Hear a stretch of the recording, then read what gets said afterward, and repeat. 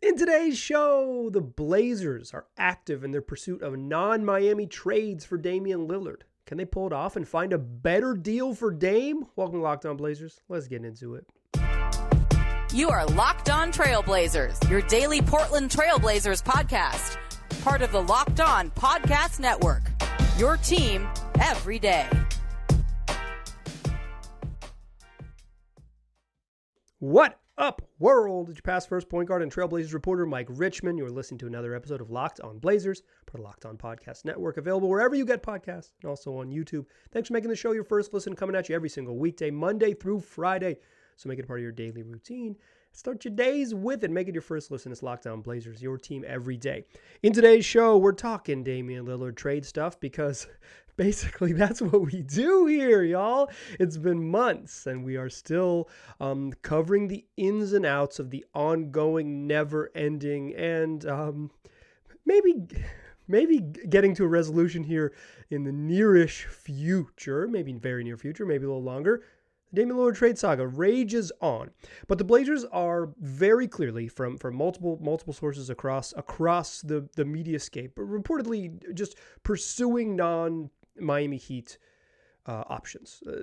I'm sure they'll still eventually talk with the Heat and make sure that the Miami has upped its offer or whatever it might look like when they get to it. But the Blazers are actively and rightly pursuing non-Miami destinations for Dame in pursuit of the best haul they can get, which is like the name of the game, right? It's like always what they were supposed to do. It just seems as we get down to it, the Blazers are much more active in pursuit, and there's some actual suitors. So what I want to talk about today is the rumors about the Blazers pursuing DeAndre Ayton and a potential Jusuf Nurkic-DeAndre Ayton swap. Some reporting from Jake Fisher of Yahoo Sports that both the Chicago Bulls and Toronto Raptors are potential destinations where Damian Lillard could land. That's like real non-Miami spots where Dame could land.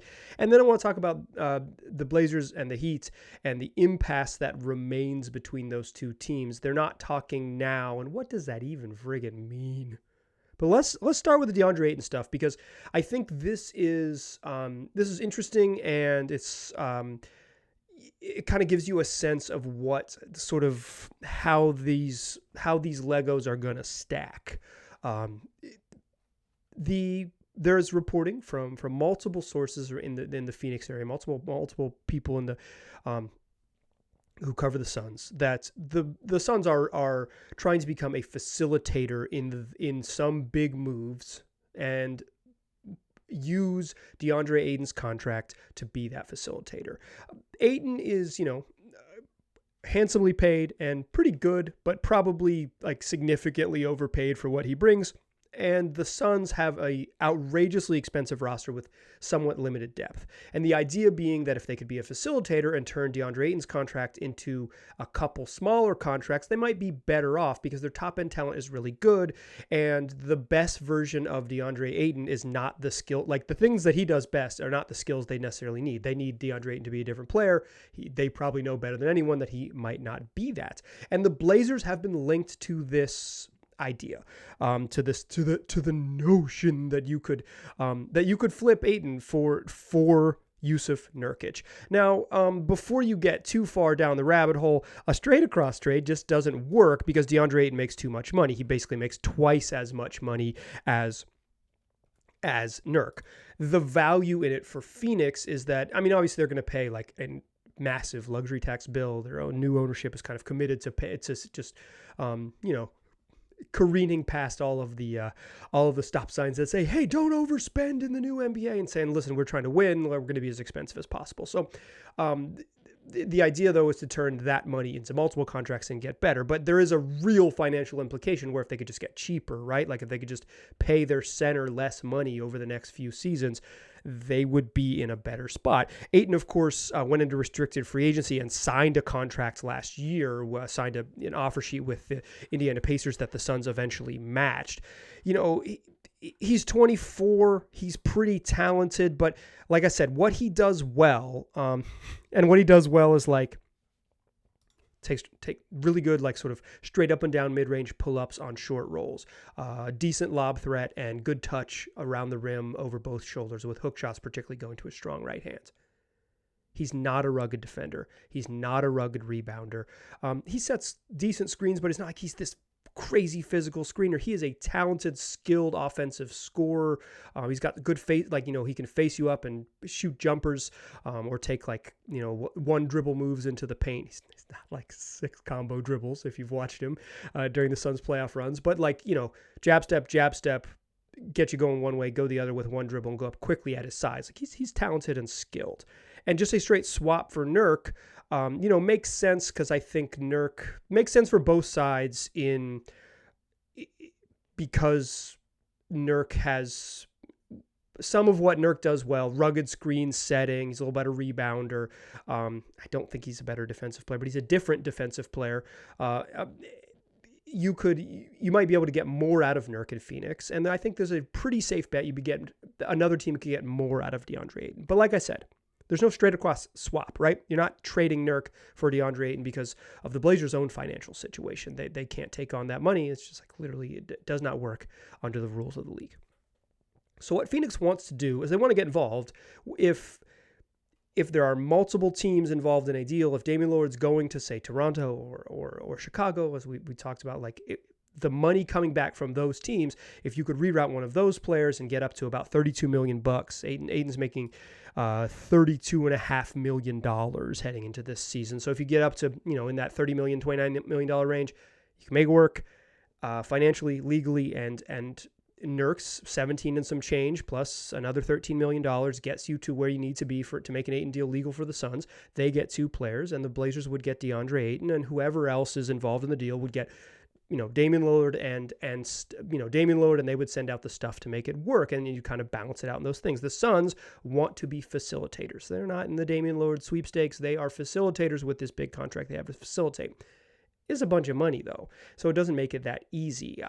I get why the Blazers would kick the tires on it, though. For me, I think Ayton is better than Nurk. I think that's just true and not particularly controversial. But I guess if you're a big time Nurk believer, you can lockedonblazerspod@gmail.com. You can send me an angry email. But he's just the criticisms of both players are similar. They need to play with more force and more consistency, and they need to play hard with more they need to play with that force more consistently. That's the knock on Nurk. So he just isn't consistent. It's the knock on DeAndre Ayton. Ayton's making a whole bunch of money, though, twice as much money, and it's a little more onerous. And last year, the Blazers were rumored to pursue DeAndre Ayton, and you can go back. It might be a little too much homework for you, but I mentioned on the show that at the time I wasn't super into it as a trade idea because it would have had to probably be Anthony Simons' money, and it's just to me it wasn't. It was like a sign and trade with Ant, and it's just it doesn't make sense for a team that's trying to be really trying to be really good and build a winner around Dame. I don't think Ayton is that guy.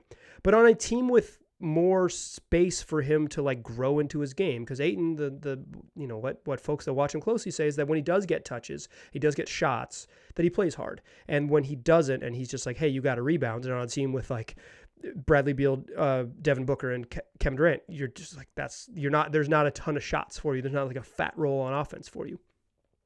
If you need those shots to play hard, you need those shots to keep your focus up on the other end, that's not necessarily there. And on a team with, last year when if the Blazers were trying to be competitive, in theory, with Damian Lillard, there's not necessarily a big offensive role for Ayton. And to me, it didn't make sense. But on a rebuilding team, taking a flyer on a 24-year-old seems like a great option. If it doesn't work out, the Blazers will just have a really expensive center who's entering his physical prime. And hey, he's, it doesn't work out. It didn't work out for us, but we got a really, you got a lot of skill, a lot of risk on a highly skilled big 7-footer. If it does work out and he pops, and getting out of Phoenix allows him to be a different player, grow into something else, or just do more, and more DeAndre Ayton in another setting works better, then it's really worth it. If this existed on its own, right? Just as an idea, I would be super in favor of it. But I can't really co-sign on it I can co-sign on it broadly speaking. Yes, if the Blazers in a Damian Lillard deal can also include use of Nurkic and get back DeAndre Ayton, yeah, I think I am very broadly in favor of it. Great idea. The specifics of it might change my mind, change my feeling a little bit. Like if you're sacrificing, say, first round draft picks, unprotected first round picks to take on Ayton's money, I might be a little dicey, but I think in general, the idea makes sense for the Blazers, and you can understand why Phoenix would want to do it. Get a little bit of depth, get out from under a player who hasn't been happy there, really didn't get along with the last coach. Might get along fine, but once you kind of open the can of worms of we'd like to trade DeAndre Ayton for Yusuf Nurkic, seems like hard to mend that fence. Plenty of teams mend fences all the time. Blazers might have to mend a pretty big old fence coming up here in a week. But for now, I think the truth is that if this could come together with some version of a big old trade, I would be very much in favor of the Blazers taking a flyer on DeAndre Ayton. He's exactly the type of young upside piece that if you were to trade Dame, even with his giant contract, it's not ideal, but even with his giant contract, that it's like you won't even have to try to talk me into it. I like the idea. I like the level of risk in general. I think it is an appealing risk, albeit a risk. But part of like what that's going to look like is who else is involved in the deal. And according to Jake Fisher of Yahoo Sports, Chicago and Toronto, a lot of folks have talked Toronto or have pegged Toronto as the team. Said this is the team that is actively pursuing Dame. I talked about it on a show last week, but depending on what the parts look like, would you? I think that would change. At least it would color how you feel about a potential Ayton swap. Let's talk about that in the second segment. Let's talk about the Bulls. Let's talk about Toronto. Let's talk about Damian Lillard heading to one of those two places. But first, let's talk about DoorDash. You know DoorDash from ordering food. You've probably been on your couch. You don't want to cook, and you say, you know what? They got my favorite ramen just up the street. I'm going to open my phone and I'm going to pay someone to bring me some delicious soup. Well, now DoorDash is taking it to the next level, and you can get grocery delivery too. So if you do want to cook, but you're just missing a single ingredient or just a couple things, or you just don't have time for a full shopping trip, you can use DoorDash to hit the grocery store for you. You'll get exactly what you ordered, or they'll make it right. So sit back, enjoy your quality groceries just like you picked them out yourself. You want even more value? You can save all your grocery and restaurant favorites with zero delivery. Save on all your grocery and restaurant delivery favorites with zero delivery fees on eligible orders when you sign up for a Dash Pass membership. With easy substitutions right in the app and best-in-class customer support, DoorDash delivers groceries exactly how you want it. So right now, get 50% off your first DoorDash order up to a $20 value when you use that code LOCKEDONNBA at checkout. It's a limited time offer and terms apply. That's 50% off up to $20 with no minimum subtotal and zero delivery fees. That's no delivery fees at all on your first order when you download the DoorDash app in the App Store and enter the code LOCKEDONNBA. Don't forget, that's code LOCKEDONNBA for 50% off your first order with DoorDash. All right. Still pass first point guard. That's actually how I do my third segment. Let's just keep it rolling. Jake Fisher of Yahoo Sports has a good story that I will link in the episode description of this very episode about the Damian Lillard saga and how it seems to be playing out. And Fisher writes, as I'm reading here, Toronto and Chicago have been two possible destinations for Lillard discussed most by league figures. While a collection of NBA personnel expected Portland to engage Miami before finalizing something with another suitor, the Heat have not factored primarily in the Blazers' recent dialogue surrounding Lillard. So, if they're not right now, if they're not chatting it up with the Heat, right? Because the Blazers know what the Heat have. More on that in the third segment. The Blazers are focusing on real deals, real other places to trade Damian Lillard.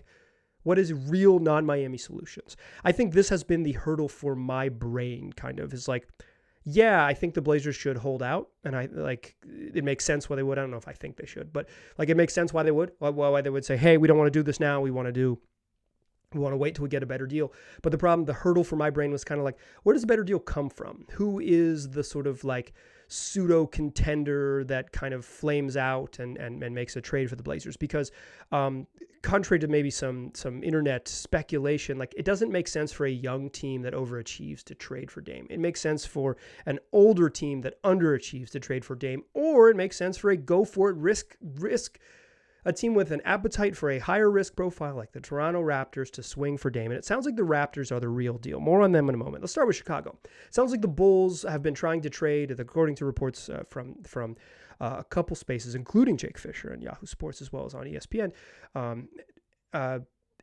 The Bulls have been trying to trade Zach LaVine all summer long. Haven't found a suitor, but if they could find a suitor, they would like to trade, and Brian Windhorst of ESPN also reported this, the Bulls would like to trade Zach LaVine and make it happen with the parts they come back, reroute those, plus whatever else they have to Chicago in order to acquire Damian Lillard. I don't understand why the Bulls would do that necessarily. What is a DeMar DeRozan, Damian Lillard, Nikola Vucevic team? Like, what is that? What is that? What is that? What is that? I mean, it's a decent basketball team, right? Like, they're the sixth best team in the East, somewhere between fourth and seventh best team in the East.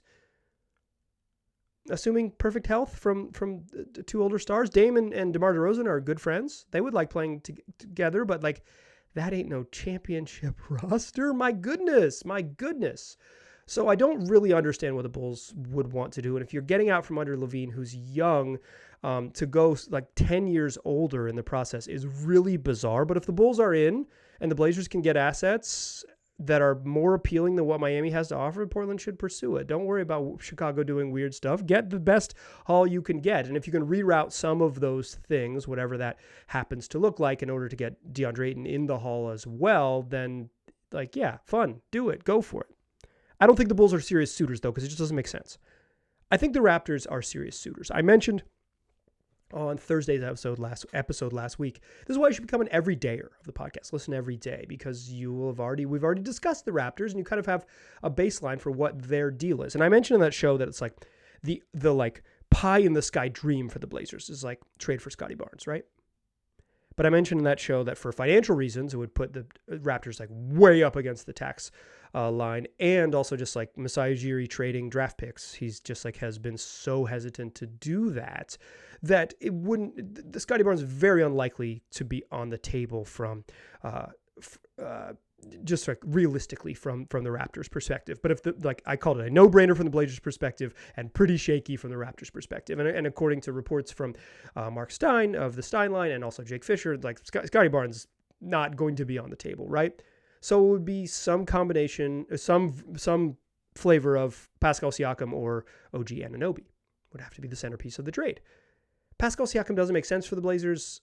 He's older. He's an all-NBA forward. He's really good, but he's older, entering the final year of his contract. Like Kevin Pelton mentioned this on the Low Post, is like maybe the deal is a multi-team deal where Pascal Siakam gets sent somewhere, Dame comes into Portland, and the stuff you get back from Siakam heads to the Blazers. Again, depending on what it is, if it's a better haul than what Miami's offering, that's worth considering.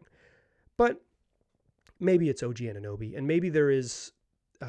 Maybe you can find some deal that is built around OG that would be better than what Miami's offering. For my money, I think OG Anunoby is better than Tyler Hero.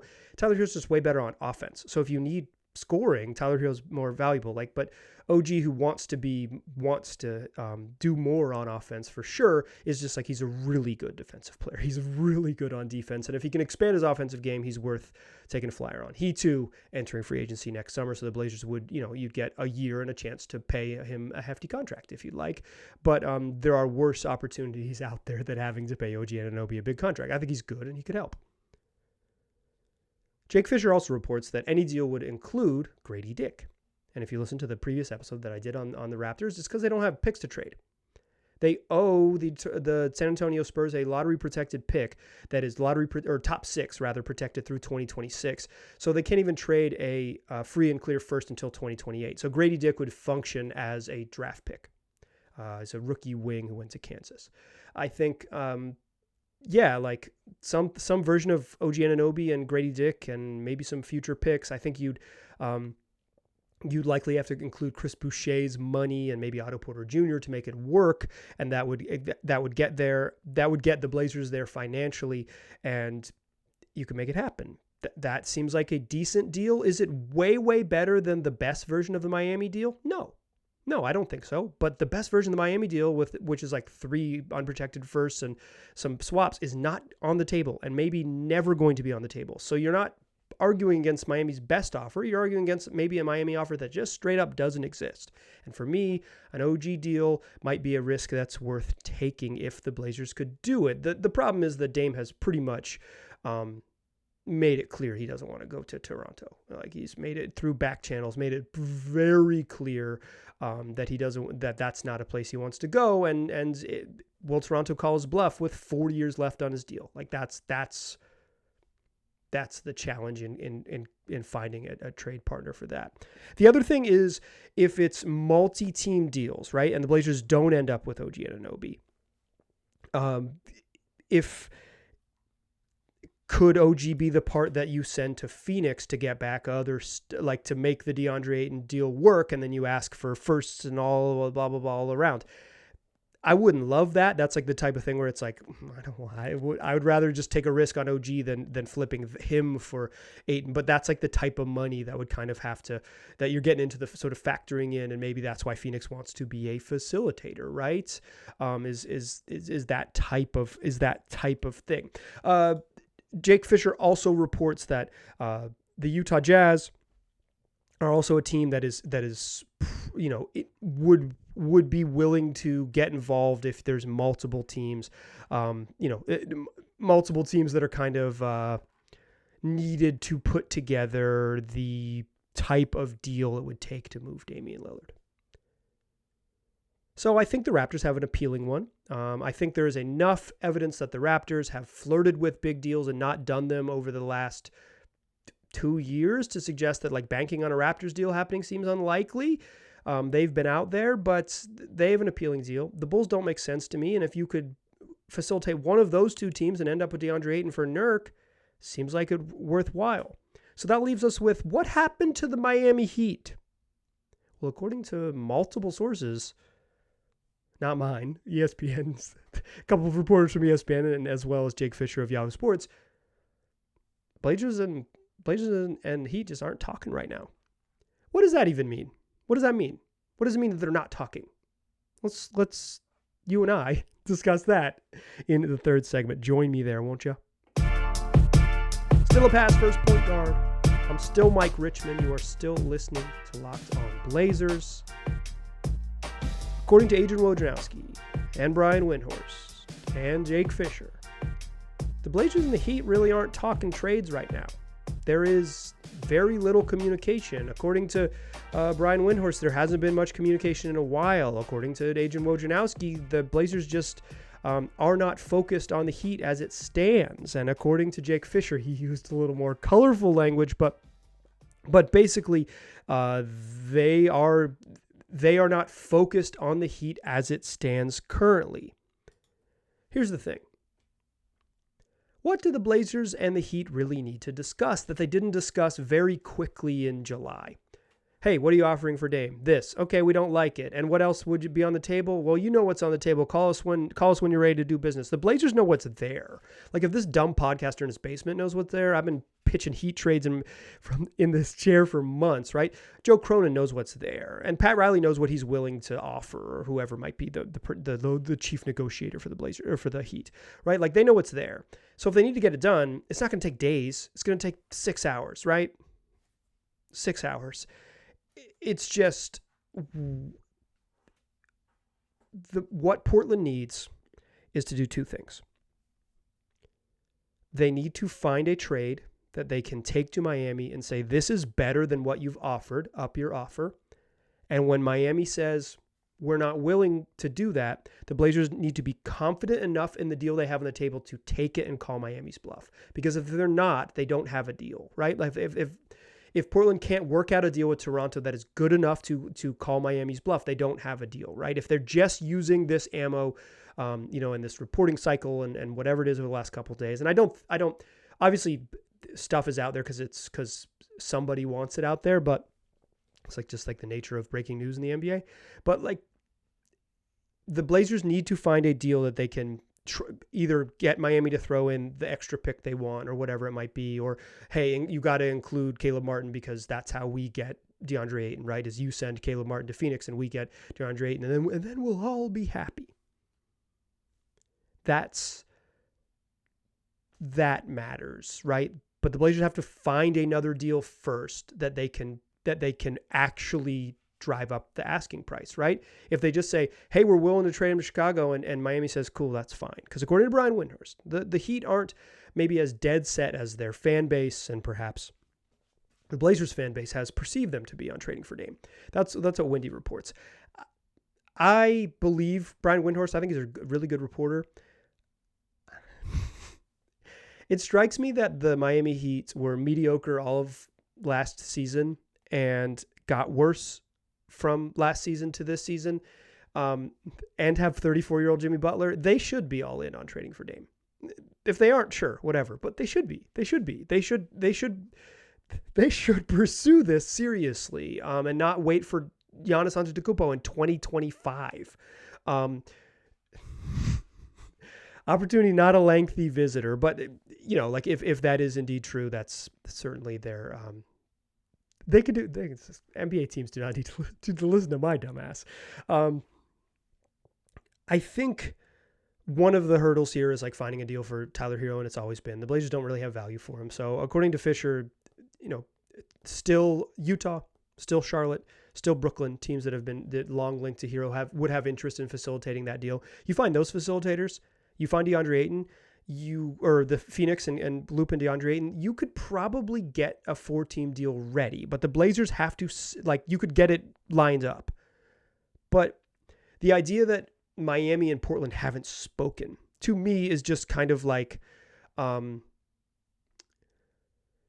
is the frustration that both sides have after public negotiations for months, right?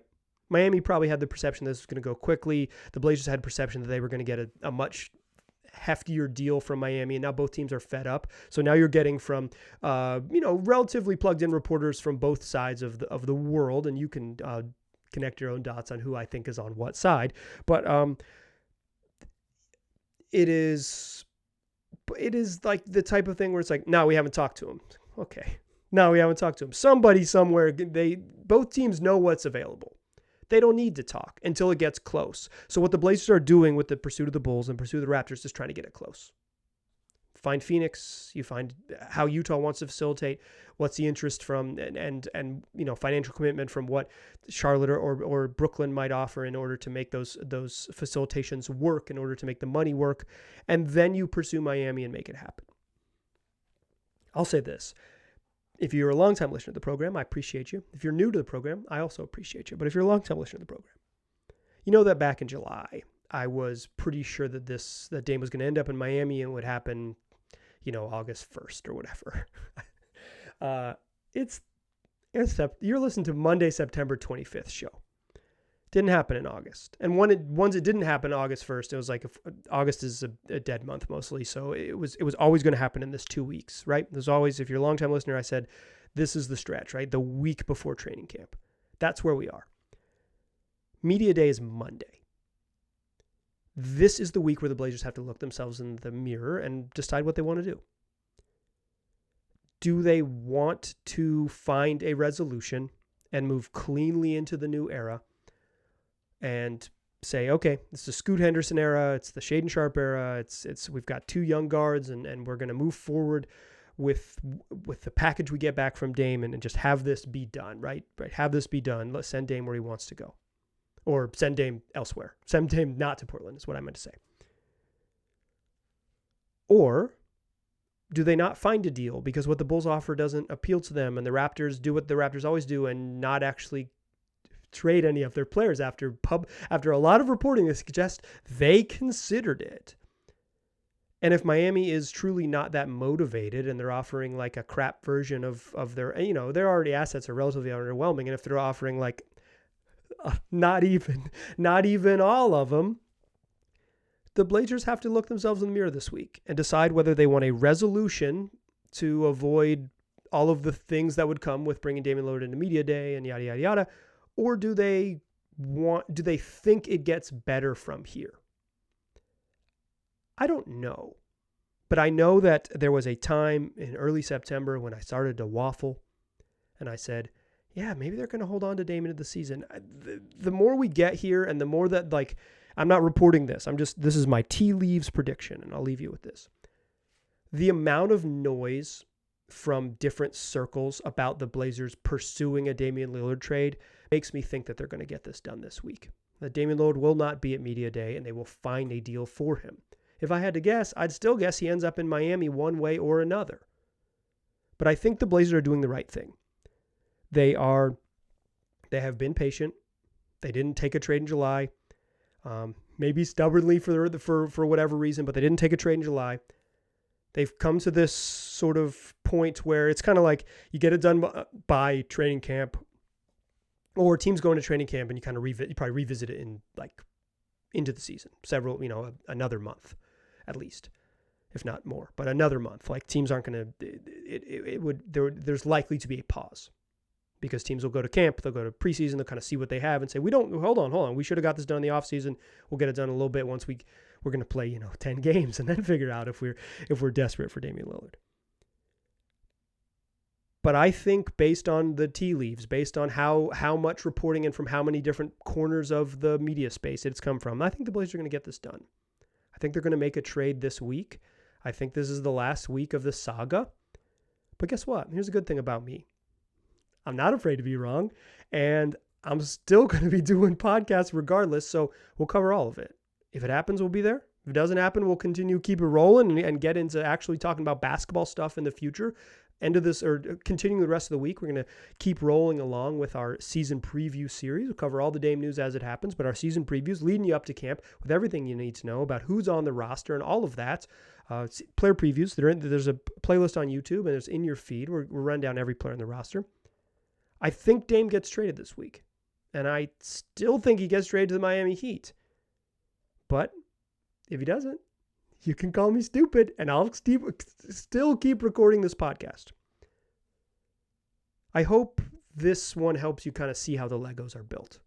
Other teams are have some motivations, and the Blazers might be able to take advantage of those motivations to get what they want to get done completed. That's going to do it for today's show. I appreciate you listening. Tell your friends about the podcast. I'll talk to you soon.